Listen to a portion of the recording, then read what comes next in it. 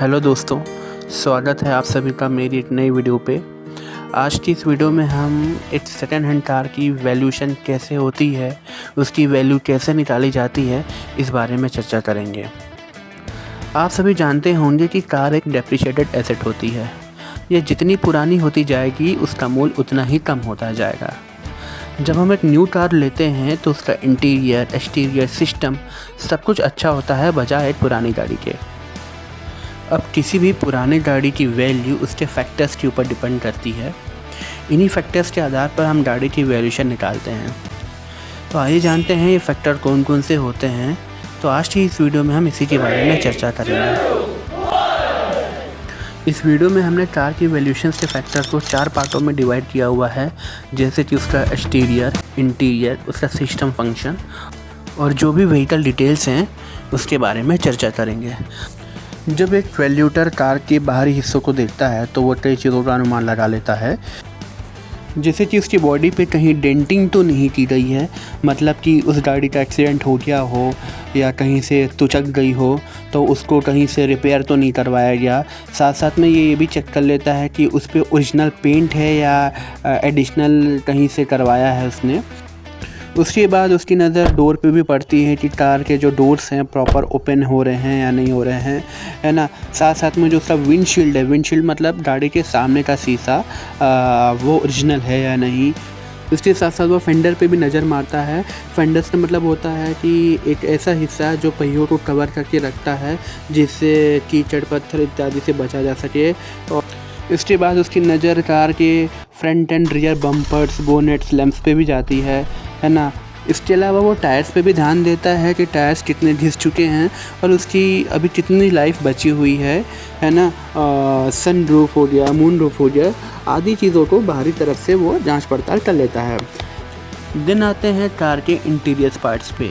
Mainly ABS, ESP, cruise control, dashboard, interior trim, seat upholstery, reverse parking assistant, ये सारी चीज़ों पे focus करता है। अब हम इस चीज़ों को बारी से समझते हैं। तो सबसे पहले हम चलते हैं ABS पे। ABS का मतलब होता है एंटी लॉक ब्रेक सिस्टम। ये सेफ्टी के लिए बहुत अच्छा फीचर माना जाता है। ये एक्सीडेंट जैसे खतरे पे आपको प्रिटेंट करता है ना। जब हम गाड़ी पे सडनली ब्रेक लगाते हैं तो आपकी गाड़ी स्किड ना हो, फिसले ना, या उस सिचुएशन में आपके पहियों को लॉक होने से बचाता है। फिर आते हैं हम ESP पे। ESP का मतलब होता है इलेक्ट्रॉनिक स्टेबिलिटी प्रोग्राम। ये बेसिकली गाड़ी को स्टेबल बनाए रखने में काम करता है और उसे कंट्रोल करने में मदद करता है। इससे गाड़ी की हैंडलिंग और उसकी सेफ्टी बढ़ जाती है। ये गाड़ी के रोटेशन को कंट्रोल करता है। फिर आते हैं हम क्रूज कंट्रोल पे। ये भी गाड़ी का एक बहुत अच्छा फीचर माना जाता है। जब भी कभी हम हाईवे या लॉन्ग ड्राइव पे निकलते हैं और हमारी गाड़ी की स्पीड कॉन्स्टेंटली बनी रहे और हमें बार बार ब्रेक्स या एक्सीलेटर पे पाँव न रखना पड़े, तो सिचुएशन में गाड़ी की स्पीड को ऑटोमेटिक एडजस्ट कर लेता है, जिससे आपको लॉन्ग ड्राइव में ब्रेक्स एंड एक्सीलेटर पे पाँव रखने की बार बार इंगेजमेंट कम हो जाती है ना। देन आते हैं डैशबोर्ड पे। डैशबोर्ड इन द सेंस की गाड़ी का डिस्प्ले, जिसमें आपकी गाड़ी का किलोमीटर, उसकी स्पीड इत्यादि दिखती है। और फिर उसके बाद आते हैं इंटीरियर ट्रिम्स। इंटीरियर ट्रिम्स का मतलब गाड़ी के अंदर की डेकोरेटिव्स या जो भी हम फिनिशिंग पार्ट्स देखते हैं उसको बोलते हैं। साथ साथ हम गाड़ी की सीट की कवरिंग भी चेक कर लेते हैं और उसका जो रिवर्स पार्किंग असिस्टेंट है वो कैसा है ना। अब आइए आते हैं गाड़ी का जो मेन सिस्टम फंक्शन होता है उसके बारे में चर्चा कर लें, जैसे कि उसका engine, transmission, fuel system, ignition system, alternator, है ना, और brake, suspension, music system, battery, starter motor, electronic components, है ना। ये सारी चीज़ों को भी हम बारीकी से समझते हैं। अब इंजन का मुख्य काम गाड़ी के फ्यूल को जलाकर ऊर्जा में बदलना होता है। इस इंजन के अंदर बहुत सारे कंपोनेंट्स होते हैं, जैसे कि सिलेंडर हो गया, क्रेन हो गया, कैम शॉट हो गया, पिस्टन हो गया इत्यादि। अब आइए चलते हैं ट्रांसमिशन की ओर। ट्रांसमिशन को हम गाड़ी का गियर बॉक्स भी बोलते हैं। ये इंजन की शक्ति को गाड़ी के पहिए तक के पहुंचाता है ना। जैसे अभी हम अपने गियर को चेंज करते हैं 1 2 3 4, उसी प्रकार उसकी शक्ति को बढ़ाना या कम करने का काम ट्रांसमिशन का होता है, जिस हिसाब से आपकी गाड़ी की स्पीड कम या ज़्यादा होती है। वहीं फ्यूल सिस्टम का काम गाड़ी के टैंक से फ्यूल को इंजन तक पहुंचाना होता है, जिसके अंदर टैंक, पंप, फिल्टर, इंजेक्टर जैसे कंपोनेंट रोल निभाते हैं। वहीं इग्निशन सिस्टम गाड़ी के इंजन को स्टार्ट करता और चलाता है। इसका मुख्य काम गाड़ी के स्पार्क प्लग को बिजली देना होता है या ईंधन और हवा के मिश्रण को जलाता है और बिजली देता है। अल्टरनेटर का काम बैटरी को चार्ज करना होता है और साथ साथ में इलेक्ट्रिक सिस्टम को बिजली देना होता है। यह इलेक्ट्रिक स्पार्क को सपोर्ट करता है और इंजन के चलने पर बिजली जनरेट करता है। अब HVAC को भी समझ लेते हैं। HVAC का मतलब होता है हीटिंग, वेंटिलेशन, एयर कंडीशन। ये गाड़ी के अंदर के टेम्परेचर को कंट्रोल करता है। ठंड के दिनों में गर्मी और गर्मी के दिनों में ठंडी जैसा टेम्परेचर प्रोवाइड करता है। इसके अलावा हम गाड़ी के ब्रेक्स को भी चेक कर लेते हैं, सस्पेंशन को चेक कर लेते हैं, म्यूज़िक सिस्टम हो गया, बैटरी हो गई, स्टार्टर मोटर्स हो गए और भी जो भी इलेक्ट्रिक कंपोनेंट्स हैं वो भी चेक कर लेते हैं। अब आइए चर्चा करते हैं गाड़ी की मुख्य व्हीकल डिटेल्स पे, जिसमें हम उसका कलर देखते हैं, ऑडियो मीटर के थ्रू ये देखते हैं कि कितनी रनिंग हो चुकी है, कोई चालान वगैरह तो नहीं कटा है, इंजन की क्यूबिक कैपेसिटी कितनी है ना, NCRB स्टेटस क्या है, ब्लैक लिस्ट स्टेटस क्या है ना। साथ साथ में ये भी चेक करते हैं कि गाड़ी की RC अवेलेबल है या नहीं है। अगर RC अवेलेबल है तो गाड़ी हाइपोथेकेटेड है या नहीं है, अगर है तो कहाँ से फाइनेंस है ना। अगर फाइनेंस रही है, उसका लोन क्लियर हो गया है तो उसकी NOC वगैरह अवेलेबल है या नहीं है ना। साथ साथ में गाड़ी का registration number, engine number, chassis number है ना। व्हीकल ऑनरशिप चेक कर लेते हैं कि कौन से नंबर की ऑनरशिप है ना। ऑनर का नाम क्या है ना। उसका मैन्युफैक्चरिंग मंथ ईयर क्या है, गाड़ी का मेक हो गया, मॉडल हो गया, वेरिएंट हो गया, ये चीज़ इत्यादि सारी चीज़ों को हम देखते हैं। वहीं इंश्योरेंस भी चेक करते हैं कि है या नहीं। अगर इंश्योरेंस है तो इंश्योरेंस कंपनी का नाम क्या है, इंश्योरेंस का पीरियड कब से लेकर कब तक के वैलिड है, उसकी इंश्योरेंस की IDV वैल्यू क्या है, उसका पॉलिसी नंबर क्या है, उसकी प्रीमियम क्या है, ये सारी चीज़ों को भी हम नोटिफाई करते हैं। वहीं गाड़ी की व्हीकल टाइप हो गया, व्हीकल कैटेगरी होती है।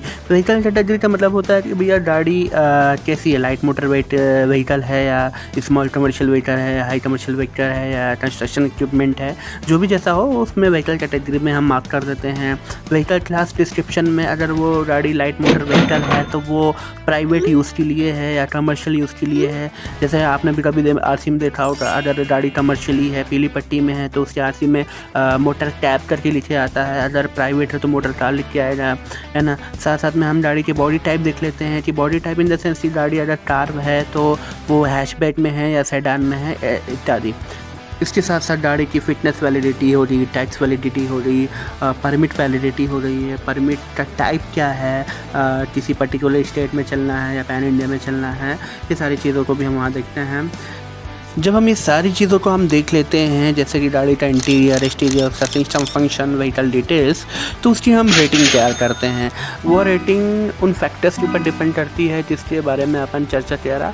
अगर फैक्टर्स की कंडीशंस अच्छी है तो हम उसको गुड रेटिंग्स देंगे, और अगर फैक्टर्स की कंडीशन अच्छी नहीं है तो हम उन्हें बैड रेटिंग देंगे और उनका एक हम स्कोर डिटरमाइन कर देते हैं। गुड स्कोर में इतना रेटिंग की जाएगी, बैड स्कोर में इतनी रेटिंग की जाएगी इत्यादि, है ना। साथ साथ में हम उसकी एक डिटेल्स ऑन टॉप में कुछ चीज़ें मेंशन करते हैं, जैसे कि सबसे पहले जिस भी कंपनी के थ्रू गाड़ी की वैल्यू निकाली जाती है उस कंपनी का नाम, है ना। जिस कंपनी के से रेफरेंस आया है इस गाड़ी का वैल्यू निकालने के लिए, उस कंपनी की रेफरेंस ID, उस पर्टिकुलर रिपोर्ट की रिपोर्ट ID, है ना। और ये सारी चीज़ों निकालने के बाद उसकी जो वैल्यूशन बनी है, वैल्यूशन प्राइस बनी है, वो भी मेंशन करते हैं। और उस गाड़ी की अभी करंट एक्स-शोरूम प्राइस क्या है वो भी मेंशन करते हैं, है ना। इंस्पेक्शन कहाँ से करी गई, उसकी लोकेशन वो मेंशन कर देते हैं। इसके साथ साथ गाड़ी के डिफरेंट एंगल से खींची गई फ़ोटो भी हम उसमें मेंशन करते हैं। जिस भी हमने फैक्टर्स की बात करी गई है, जिस भी हमने कंपोनेंट्स की बात करी गई है, उसकी फ़ोटो हम उधर मेंशन करते हैं। गाड़ी का जो भी चेसिस नंबर है वो भी हम उसकी फ़ोटो वहाँ मेंशन करते हैं। कहीं ऐसा तो नहीं है कि चेसिस के साथ कुछ मैनिपुलेशन की गई हो, मतलब चेसिस रिपंच हो, ताकि हम उसको फ़ोटो को देखकर हम वेरीफाई कर पाएँ। तो ये एक प्रॉपर वैल्यूशन रिपोर्ट होती है जिसे हम वैल्यूशन रिपोर्ट भी कहते हैं। अब इसकी नेक्स्ट वीडियो में मैं आपको इंश्योरेंस के बारे में बताऊंगा कि व्हीकल इंश्योरेंस क्या होता है। Till then, thank you very much, bye bye.